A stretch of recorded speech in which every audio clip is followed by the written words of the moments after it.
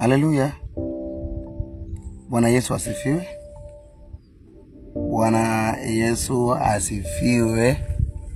Mimi nimefurahia sana kukua mahali hapa. Na kukua mahali hapa ya haijagharimu mkono wangu. Sababu hata mkono wangu hauwezi.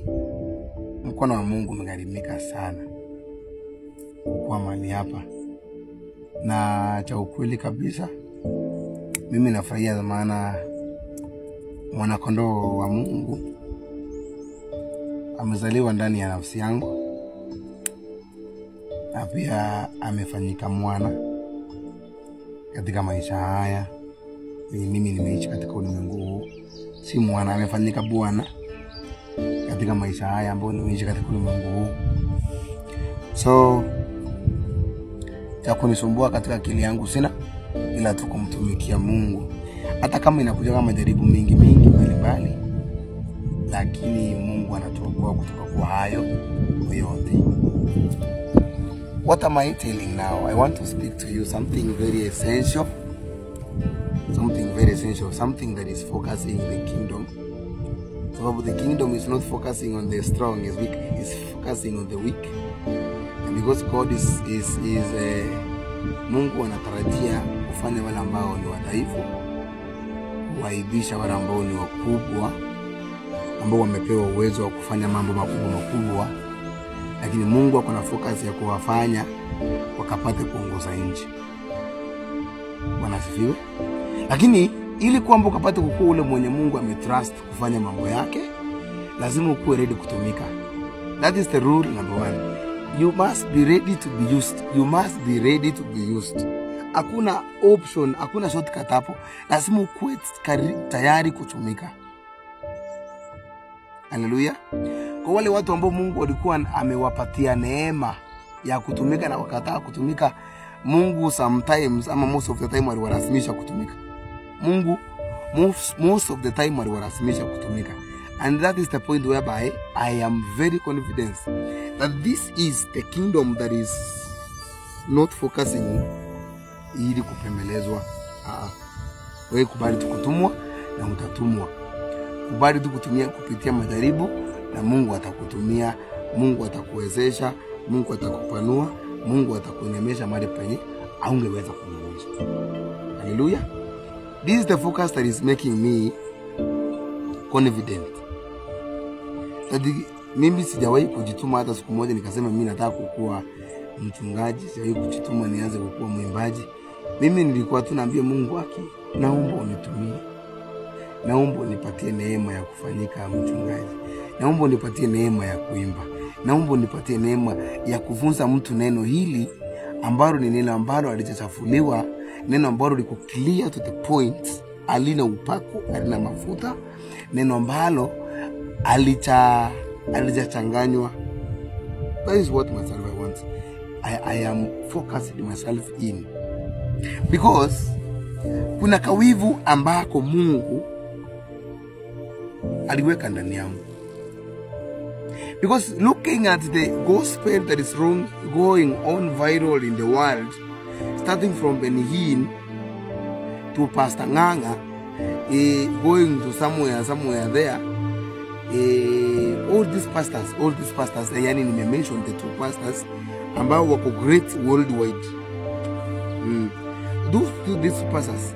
Now, starting from this biggest, coming to this lower one here, the one that is calling the commander-in-chief in this Kenya, and the other worldwide, kuna Kakande wa Uganda, kuna wengine wa Ethiopia, kuna wengine wa Tanzania, akina Mwamposa, hao wote. I'm very sure they are preaching the gospel. They are using the same Bible I am using. They are using everything greater than greatest. They have the bigger multitude. Mimi niko peke yangu chini ya mti. And I'm very sure you are the only one following me. Na kama kuna mwingine labda ni wawili watatu wafikage 50, wafikage 200. And this is the same gospel we are preaching. Hiyo sio shaka yangu. Shaka yangu ni for you people that are following all this Benny Hinn, you're following Pastor Nganga, including Benny Hinn and Pastor Nganga himself. Nime choose the 2 to talk the two, because they are the headline. You know them.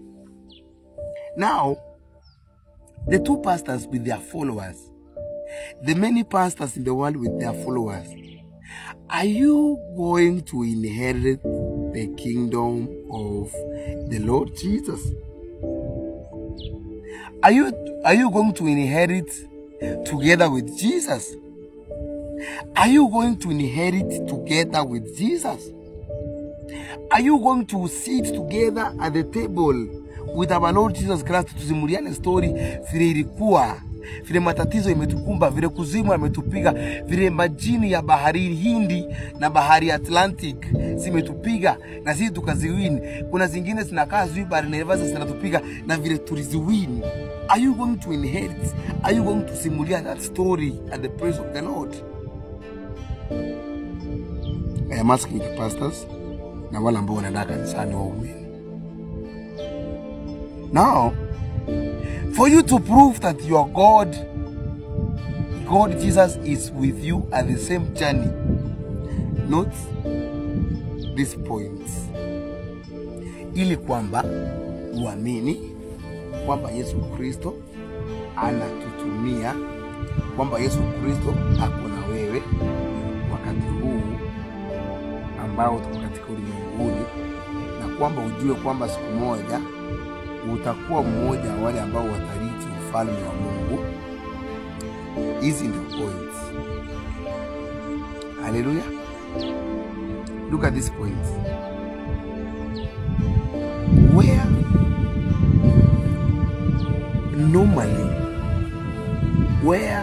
normally when you dream, where do you find yourself?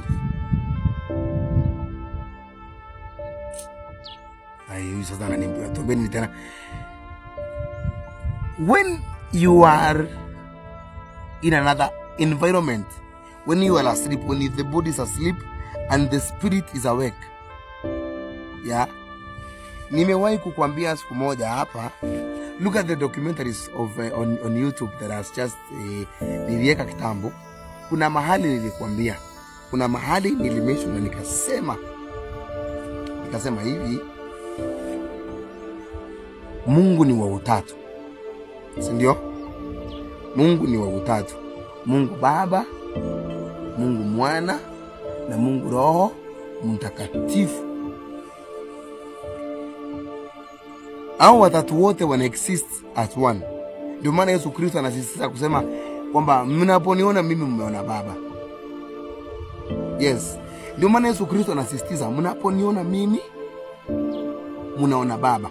Alafu wakati anaenda mbinguni akasema bado nitawatumia msaidizi ambaye atawasaidia kutembea katika hizo njia. Yaani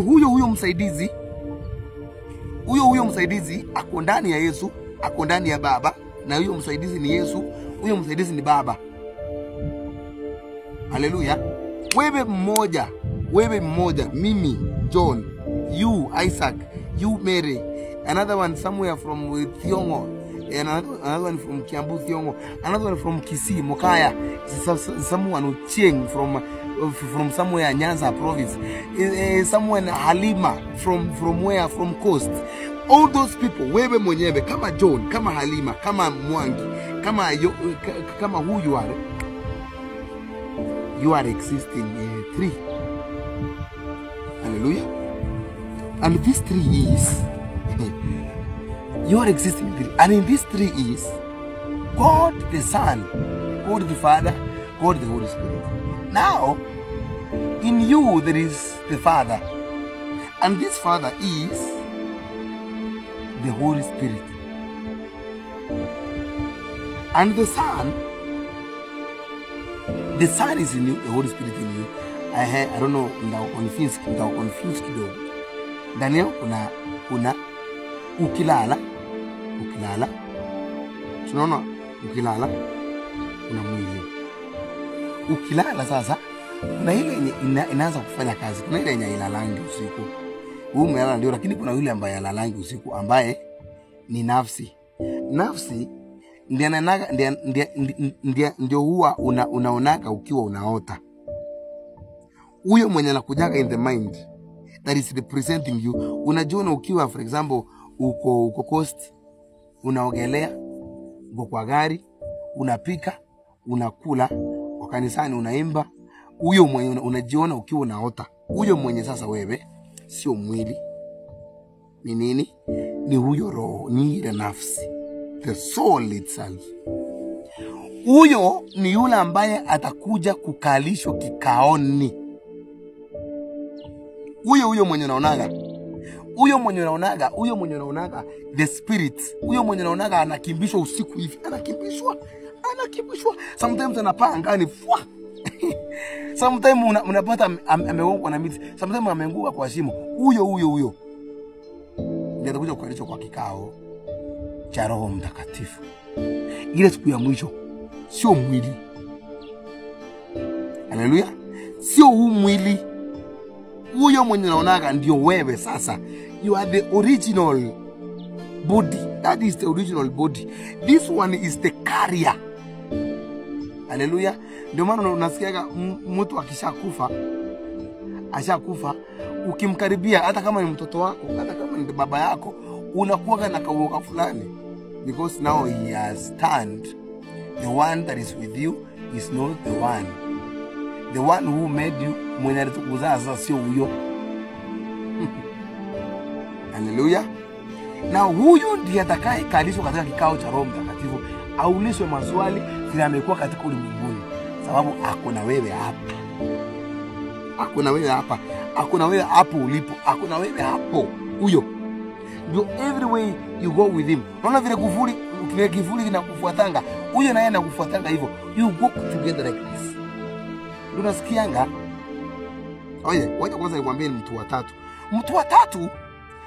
wa tatu ni yule mwenye anakuongeleshaga. Kuna yule mwenye anaongeleshaga mwili. Ndio huyo tupo analalanga, Yes. Ndio huyo mwenye ukiwa umelala, ndio huyo anakuwa anaongelesha mwili.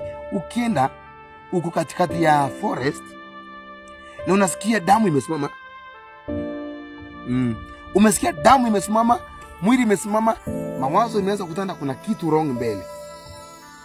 Kuna kitu wrong nyuma. Kuna kitu somewhere wrong. Huyo mwenye anakuongelesha, huyo mwenye anaongeleshaga mwili, ili kwamba mwili ya sense kuna kitu wrong somewhere.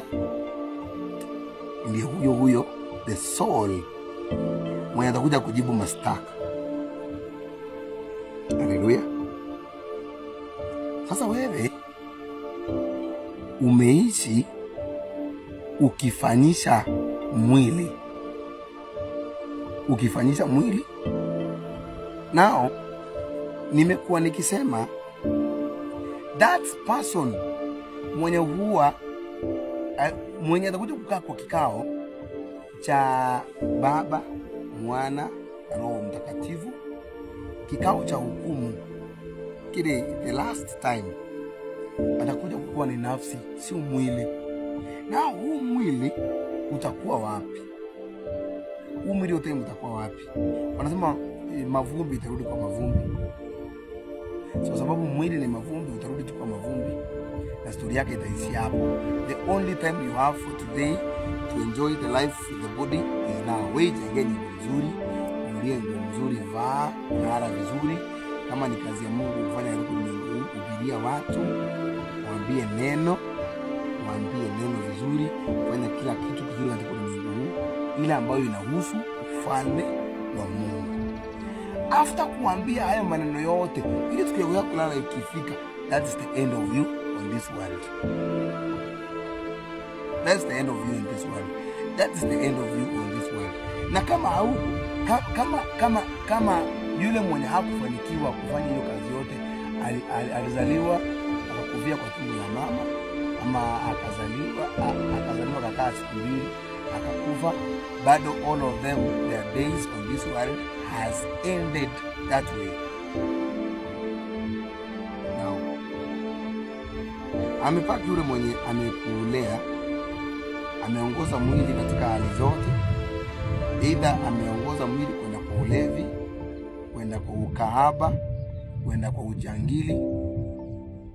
Ameongoza mwili kwenda kwa uchawi, Freemason. ameua watu, amefanya kila kitu. Ule roho alikuwa anafanya hizo stories zote. Automatically is not the, hata kuwa amekuwa roho wa Mungu, atakuwa amebadilika kuwa roho wa shetani. Hallelujah. Why am I saying so? Kulikuwa na malaika mbinguni, the full angels wa mbingu. Katika shetani alikuwa kiongozi, wakati shetani alikuwa kiongozi wa mbingu na ardhi. Wakati shetani ameasi, akachukua a quarter of the angels from heaven na wakaingia nao kuzimu. Wale malaika hawakuitwa tena malaika wa Mungu, waliitwa malaika wa shetani, waliitwa pepo. Na hawa ndio malaika ambao tunapigana na wao kila siku, ambao wanatumia nia mbaya kutupiga vita. Hallelujah. I am preaching to you the gospel of light, ambao mimi niliapa kwa Mwenyezi Mungu kwamba nitakuwa ninaongea ukweli wa Roho Mtakatifu na sio kuwauzia maji na mafuta. Hallelujah. Now, wanadamu umekufa, lakini legacy ambayo umeacha behind ni kukunywa pombe, ni wanawake, ni wanaume. Legacy umeacha kwa nyuma ni uroli, ni uganga. Legacy umeacha nyuma ni vitu mbaya mbaya.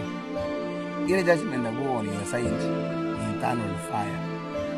Ile judgment itaanguka on your side ni moto wa milele ambao hauzimi, ambao utakuchoma daima. Umewacha legacy nyuma, umefungua makanisa, umelea watu ambao hawakuwa wakuu wa ubiri, ukawafanya wakahubiri Injili, ukasaidia wengi ambao walikuwa katika hali ya utumwa wa mwovu shetani, ila utumwa wa magonjwa, utumwa wa ushirikina, utumwa wowote ule wa umalaya, ukahaba. Hizo utumwa zote ambazo ulikuwa watu walikuwa wameingia ndani, ukawatoa ndani ya utumwa na ukawapeleka kwa Mwenyezi Mungu. Biblia inasema kwamba umeongezewa, you have been added to your ile crown umewekewa na utakuwa umeongezewa masters.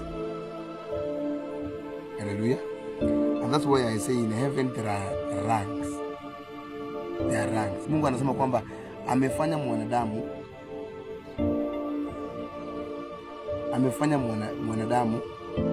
kuwa mshale, amefanya mwanadamu kuwa moto wakao, na hao wenye amewafanya ni wale watumishi wake. Hallelujah. Kuna mahali nilikuwa nimefika mahali ambapo shetani amefanyika mwanga. Shetani ameacha kukua ile the morning star. Ameacha kukua the morning star na amekuwa the darkness. Amepita pamoja na hao ambao ni watu wa Mungu. Wale malaika wa Mungu wamepita nao wakiota na waleta chini katika ardhi na wamefanyika pepo. Pepo wa kwanza ni pepo wa uchawi, pepo wa pili ni pepo wa magonjwa, pepo wa tatu pepo wa maskini. Wale ambao unaweza kuona, wale ambao unaweza wanakuadhiri one to one, unakuadhiri hapo na hapo. Pepo wa magonjwa, ya umaskini, pepo wa ndoto mbaya, pepo wa figo. Hao ndio pepo ambao wanatoka katika mbingu, na kila pepo kuna kazi yake. Hata siku hizi wanakuja katika form tofauti ili kwamba wasiweze kuonekana ni kama alafu for you to I don't go outside the topic. Nataka nimemena hapo. Nasema kwamba kuna kitu ambacho Bwana Mungu amekusudia kufanya. Kitu gani hicho? Kufungulia mambo ya rohoni mwanadamu. Kufungulia mambo ya rohoni mtu aonyeshwe mambo ya mbingu.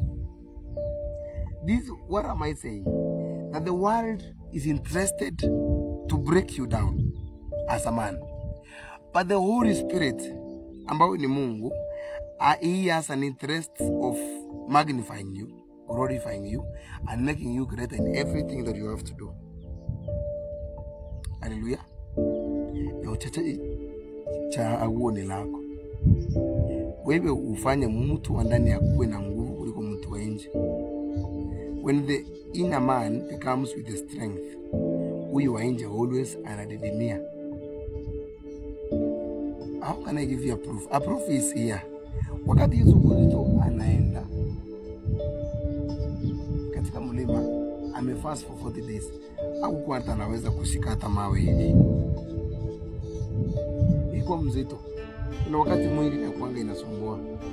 Don't strengthen this body, strengthen the inner man. There is the spirit. And this spirit is going to guide you to the point you cannot go.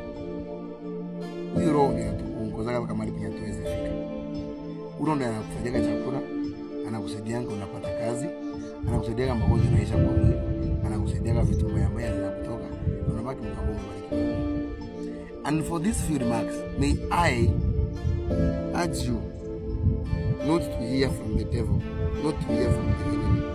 Hata kama majaribu yanakuja mingi yasitoke kwa Mwenyezi Mungu. That is the final conclusion. Hata kama majaribu yatakuja mabaya aje, yasikutoe katika Mwenyezi. Hata kama fevers zitakuja zisikutoe kutoka kwa Mwenyezi, zisikutoe kwa Mungu. It's better you die than to the Lord. Hallelujah. Barikiwa sana. Na naomba usubscribe to this channel.